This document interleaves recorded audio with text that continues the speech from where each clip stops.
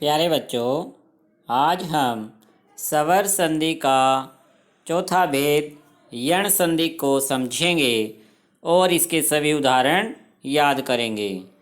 यण संधि ह्रस्व या दीर्घ ई, ऊ या री। ह्रस्व या दीर्घ का मतलब क्या है बच्चों? छोटी ई और बड़ी ई, यानी ई वर्ग। इसी तरह से ऊ ह्रस्व और दीर्घ, या री के बाद यानी बाद वाले शब्द में यदि कोई असमान स्वर, असमान स्वर का मतलब क्या है बच्चों? ई के बाद असमान स्वर यानी ई को छोड़कर अन्य स्वर। इसी तरह से ऊ वर्ग के बाद असमान स्वर का मतलब क्या बनेगा? ऊ को छोड़कर कोई अन्य स्वर। री के बाद असमान स्वर का अर्थ बनेगा कि री को छोड़कर कोई भी स्वर आ जाए। तो ये तीन नियम है बच्चों इसके। ह्रस्व या दीर्घ ई के बाद कोई असमान स्वर, ह्रस्व या दीर्घ ऊ के बाद कोई असमान स्वर, री के बाद कोई असमान स्वर। तो आपको ये तीन भागों में बांटकर इस तरह से समझना है कि कोई भी असमान स्वर आए तो ई यानी ई वर्ग का ये बन जाता है। ऊ यानी ऊ वर्ग का वे बन जाता है तथा री का रे हो जाता है कि री रे में परिवर्तित हो जाती है और इसे यण संधि कहते हैं। यण संधि नाम इसी तरह से पढ़ा कि ई से ई में य में परिवर्तन है, ई य में बदल गई, इसलिए य के नाम पे यण संधि नाम रख दिया। इस तरह से आप इसको याद रख सकते हैं। और एक बात और ध्यान रखनी बच्चों कि जो असमान स्वर है वह उस बदली हुई ध्वनि में यूं का यूं शामिल हो जाता है।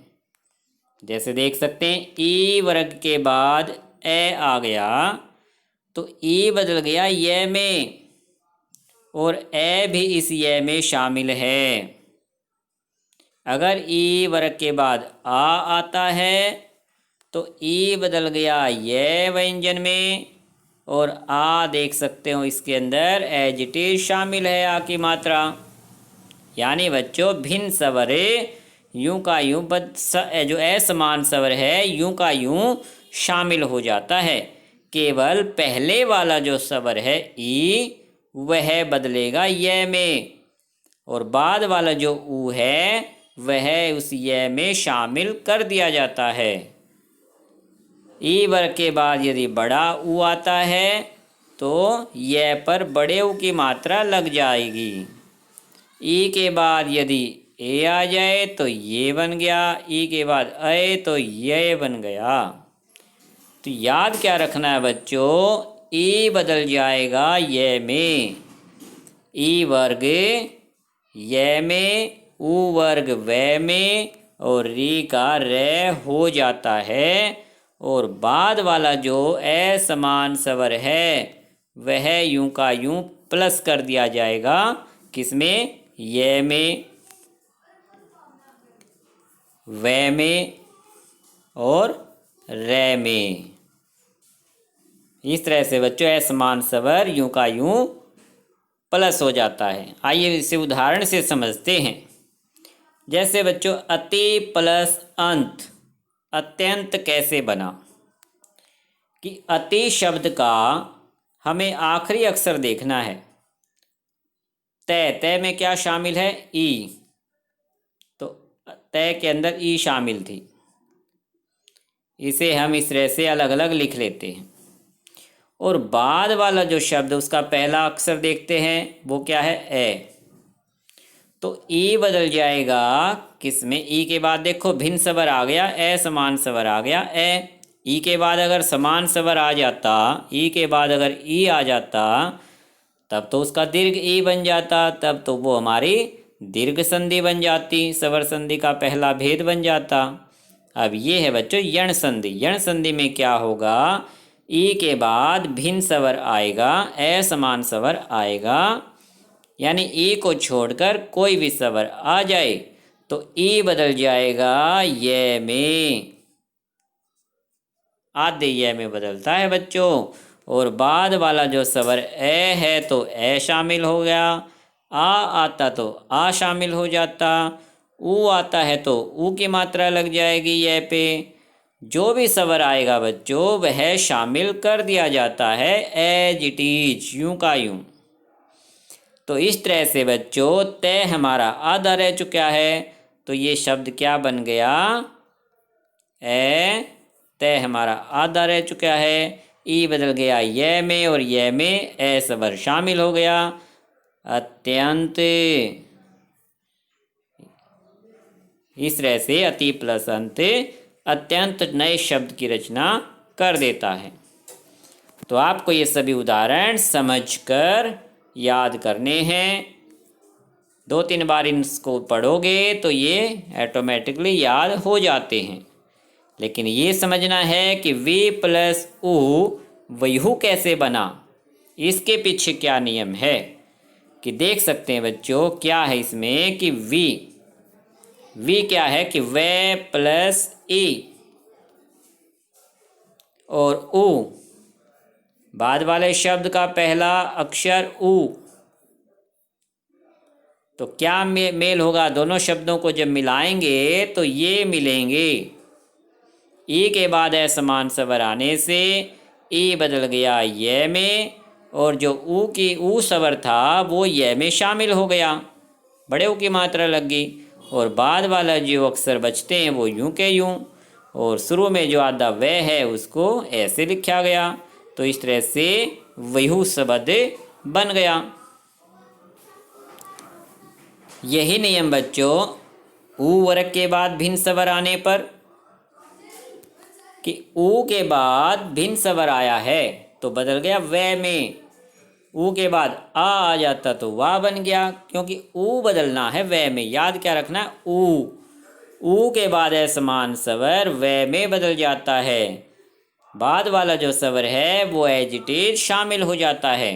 केवल देख सकते हो ऊ प्लस ई वी, ऊ प्लस बड़ी वी, ऊ प्लस ए वे। तो बच्चों क्या है कि ऊ के बाद असमान स्वर आने पर, असमान स्वर आने पर ऊ किस में बदल जाएगा, वे में, आधे वे में बदलता है बच्चों, और असमान स्वर उसमें यूं का यूं शामिल हो जाता है। और री किस में बदलता है बच्चों, री के बाद भिन्न स्वर आने पर,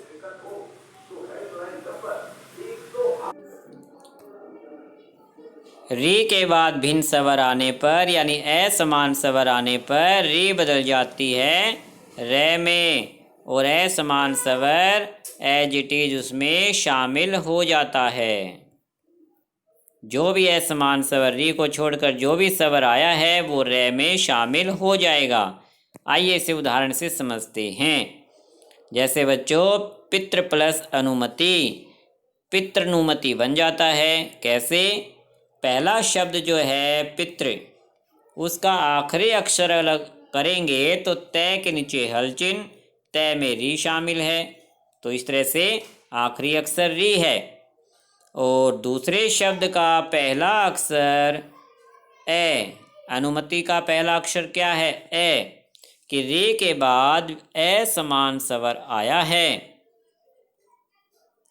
तो बच्चों री बदल जाएगा रे में, पी तय और रे, तय के नीचे भी हल और रे के नीचे भी हल चिन्ह, और बाद वाला जो ए है वो शामिल हो जाएगा। अनुमति यूं का यूं रहता है बाद वाला। यण संधि में बच्चों केवल पहले वाला स्वर बदलता है, बाद वाला जो ए समान स्वर है वो एज इट इज शामिल होता है। यहाँ देख सकते हैं अब त्रय कैसे बना, कि तय प्लस रे प्लस ए, संयुक्त व्यंजन आपको याद होंगे। तय प्लस रे प्लस ए से क्या बन जाता है, त्रय, तो ये बन गया पी त्रय नुमति, पितृनुमति, पितृनुमति बन गया बच्चों। इस तरह से त्रय का निर्माण हो गया संयुक्त व्यंजन का और नए शब्द की रचना हुई।